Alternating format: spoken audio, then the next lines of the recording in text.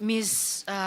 Sara Diskaya, nasa garahe niyo pa po ba yung mga sasakyang iyon? Pag chinek po ngayon, andun pa rin po, tulad nung sinabi niyo sa mga interviewers?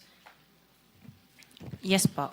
And sabi niyo po kasi sa kanila nung interview, 40, ngayon 28. Ilan ba talaga ang sasakyan niyo? Kasi kasama pa yung mga service cars ng mga employees ko that is owned by the companies. So ilan po yung mga sasakyan na sa inyo at inyong pamilya? 28. 28. Napakarami pa rin po.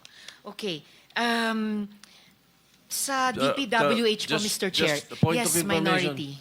Point of information para sa inyo, no? I'll transfer to the DBCC. Yung binanggit niya, nabanggit kasi yung mga kotse, Mr. Chairman, eh.